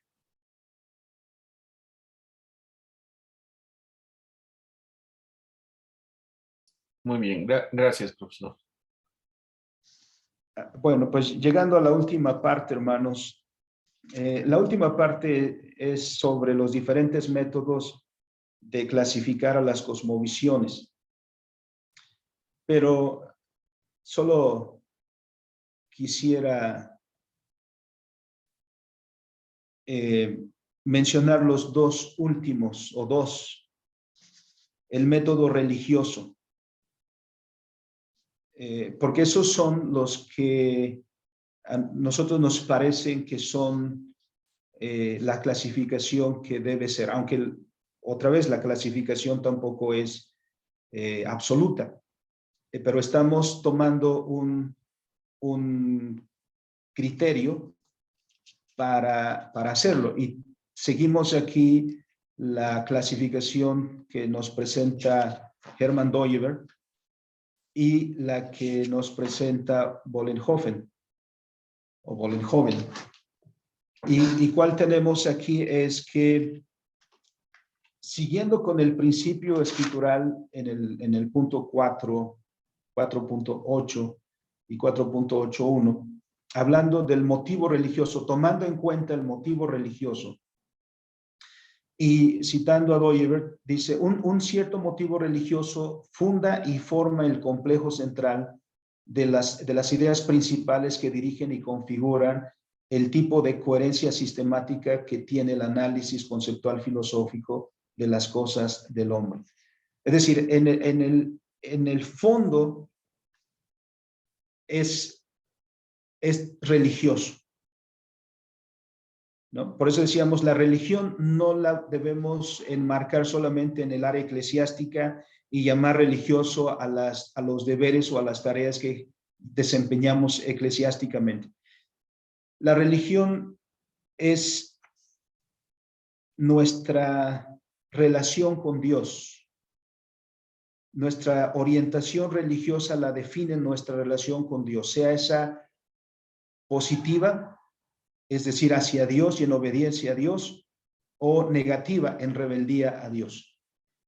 Pero en cualquiera de los dos casos, como dice el Salmo 14, es religioso, porque el que niega a Dios, dice el Salmo, también lo hace desde su corazón. Las palabras que todos conocemos del Salmo dicen, dice el necio en su corazón, no hay Dios. Entonces, es un principio religioso. Y como el Señor Jesucristo lo dijo en Mateo capítulo 15, que citamos hace un momento, la cuestión no está en si comes o no comes sin lavarte las manos o lavándote las manos, sino él dice, el problema es el corazón. Porque, ¿qué es lo que sale del corazón? Del corazón salen todas las cosas. No solamente algunas, sino vemos ahí que el Señor dice, lo mismo salen del corazón los malos pensamientos, que las injusticias, que las fornicaciones, que los adulterios, etcétera, ¿no? Los malos pensamientos. Bueno, el corazón es crucial. Y al revisar las escrituras, miramos, y Dooyeweerd nos lleva a eso precisamente, que el corazón entender el corazón es crucial para entender nuestra existencia. ¿Por qué, por ejemplo, en el libro de los Proverbios insiste, y en el capítulo 23, por ejemplo, dice el Señor, dame, hijo mío, tu corazón? ¿Por qué este principio? ¿Y por qué el resumen de la ley también, que le preguntaron al Señor Jesús, ¿cuál es el más grande mandamiento? Y el Señor respondió también diciendo lo que dice el Deuteronomio 6, que es esto. El mandamiento principal es, amarás al Señor tu Dios con todo tu corazón, con toda tu mente, con todas tus fuerzas. Porque es amar a Dios con todo el ser, con toda nuestra existencia. Es una entrega total. Partiendo de ese principio, entonces, que la vida es religiosa y la vida se define religiosamente, bueno, entonces miramos que el principio religioso es importante. Y citando a Dooyeweerd, lo que hace nuestro hermano Van der Waalt es citar algunas expresiones de él. Dice, por ejemplo, ahora bien, una comunión espiritual está unida solamente por un espíritu común, que es una dinamis, ¿no? Que es ese poder. Es como una fuerza motriz que domina el centro de nuestra existencia. Es el poder de este principio, de este motor, de esta fuerza religiosa que orienta toda nuestra existencia. Y entonces, todo el desarrollo del pensamiento Dooyeweerd lo presenta en 4 esquemas. Si ustedes miran en la página 16 de estos motivos religiosos, perdón, 4 motivos religiosos que han dado forma a sobre todo a Occidente, al mundo occidental. Primero, el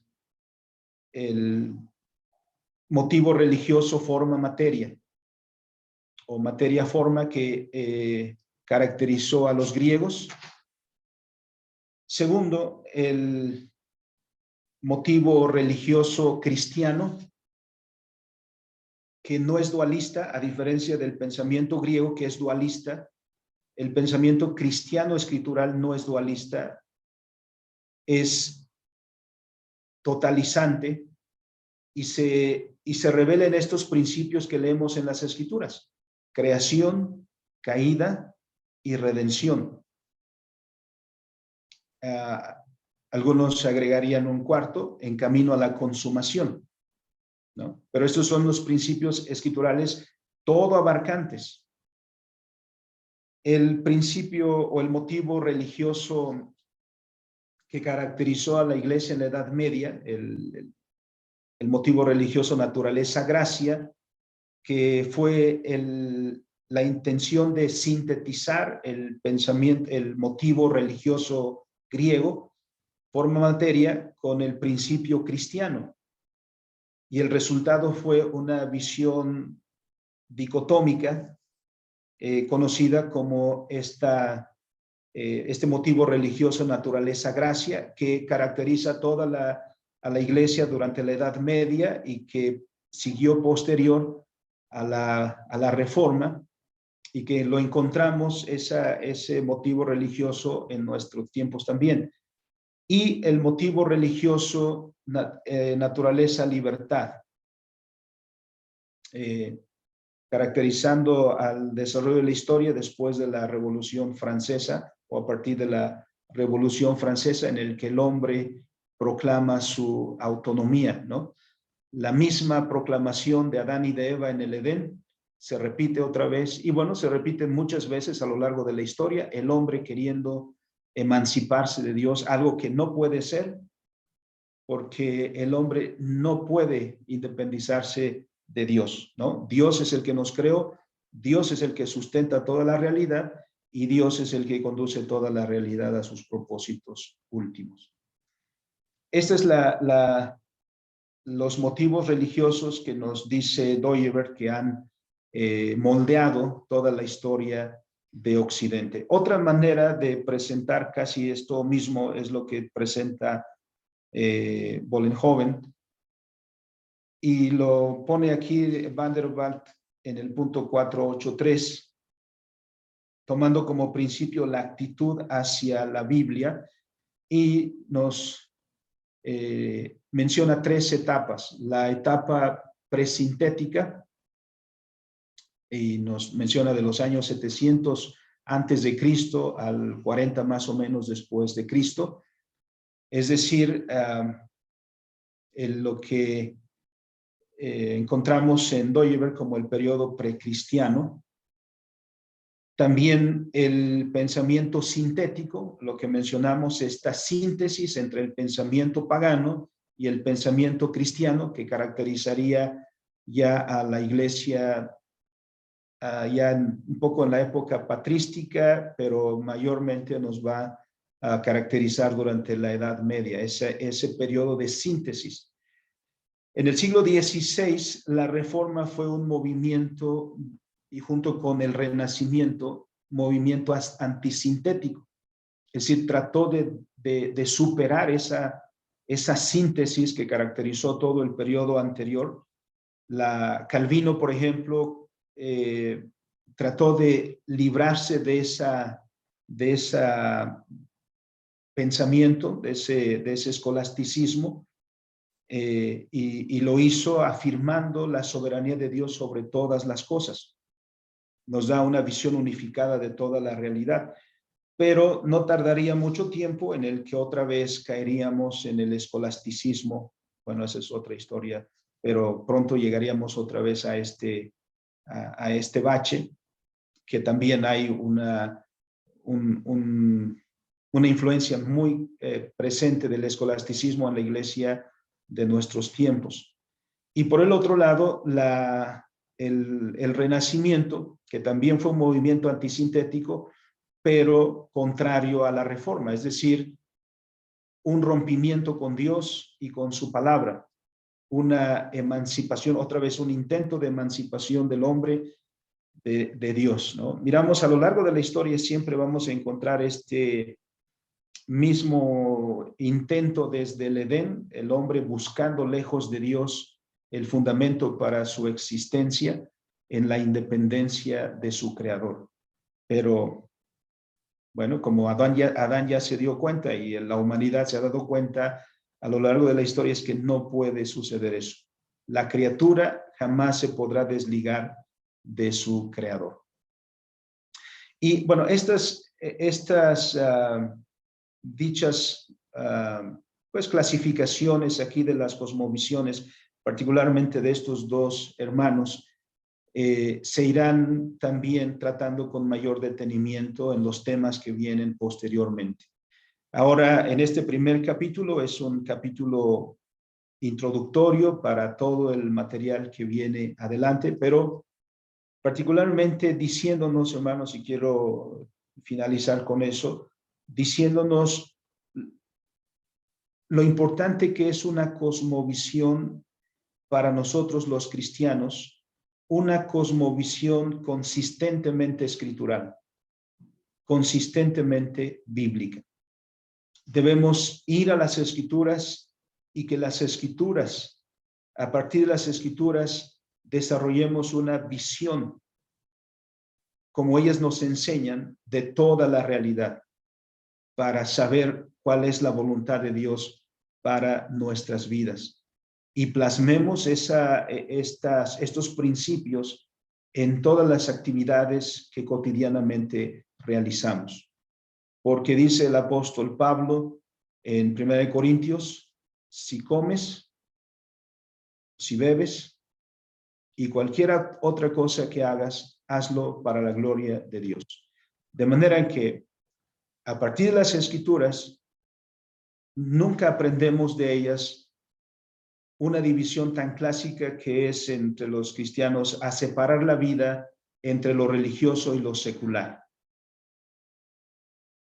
Si todos tenemos una cosmovisión y esa cosmovisión es religiosa, entonces nada de lo que hacemos está desligado de esos principios religiosos. Nuestra vida es religiosa, está religiosamente determinada y todo lo que hacemos, comer, beber, dormir, trabajar, estudiar y cualquier otra cosa que hagamos, estará determinada por ese principio religioso que funciona como el dinamis, el poder que mueve a nuestra existencia. Y eso debe emerger de la palabra de nuestro Dios. Iremos viendo esos temas, hermanos, con más detenimiento en las próximas sesiones, Dios mediante. Pero entendiendo que no podemos rebasar las 2 horas y tenemos unos minutos para preguntas o comentarios si hubiera.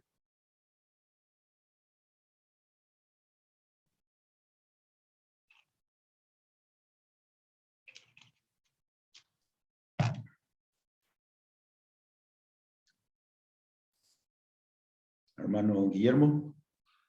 Gracias. En la página 16, en el segundo párrafo, después de la explicación de los grandes motivos religiosos, hay un párrafo que escribe el autor que dice, debido a que la antítesis teórica es por naturaleza relativa y requiere una síntesis teórica desarrollada por el yo, la antítesis religiosa, al contrario, es por naturaleza absoluta y no permite una síntesis teórica. Lo subrayé porque no le entendí a eso. si lo puede explicar, profesor. Déjame ver primero si no es un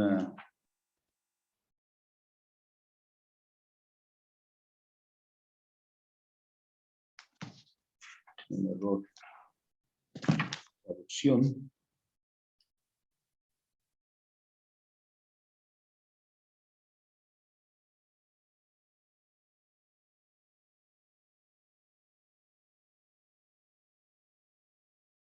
Ok, es la antítesis teórica es por naturaleza relativa y requiere una síntesis teórica desarrollada por el ser pensante. Ok.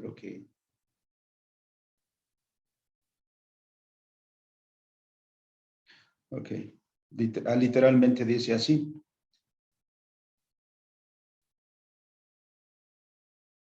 Debido a que la antítesis teórica es por naturaleza relativa y requiere una síntesis teórica desarrollada por el ser pensante, la antítesis religiosa, por el contrario, es por naturaleza absoluta y no permite ninguna síntesis teórica. Bueno.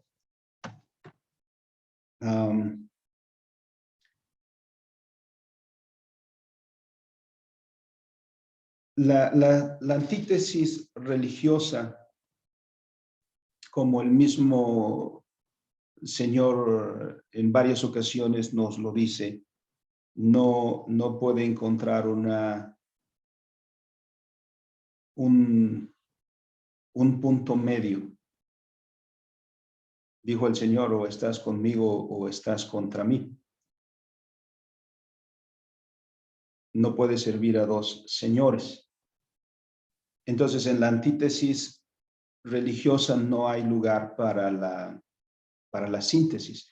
Por eso es que la Reforma reaccionó contra este punto de la síntesis que había predominado durante la Edad Media. Pero la antítesis teórica,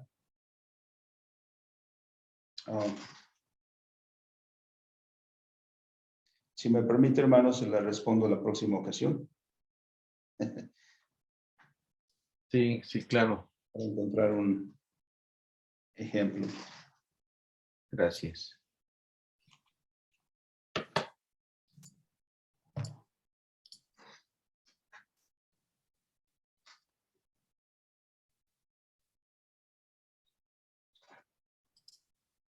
¿Alguien más?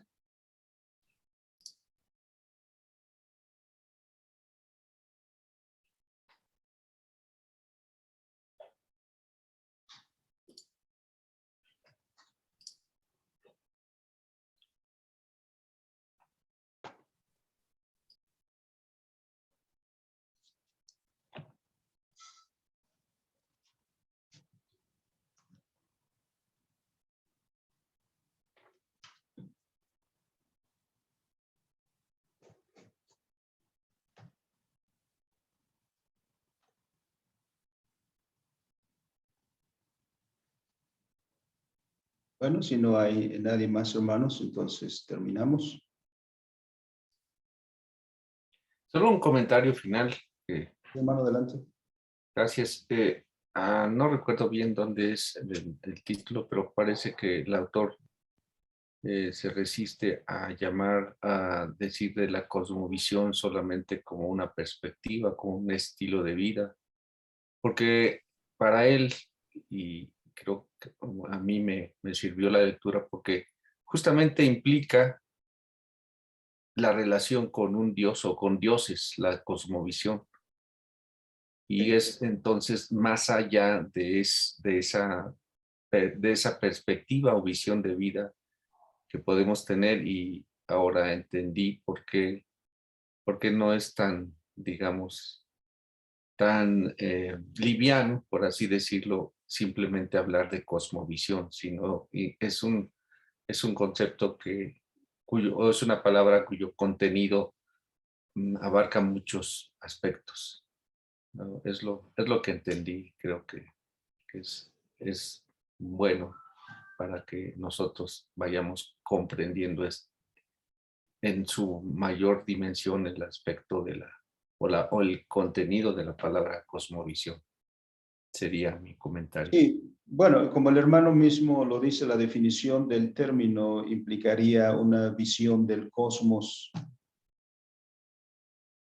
y por la definición no entraría Dios, pero es evidente que toda cosmovisión dice algo respecto a Dios, lo incluye, pero aclarando ese punto, el hermano Van der Waal dice, pues usamos el término cosmovisión, entendiendo que también incluye nuestro pensar respecto a Dios. Así es. Gracias. Gracias a usted, hermano. Gracias a ustedes, hermanos, por su paciencia. Esperando en el Señor que nos encontremos el próximo sábado.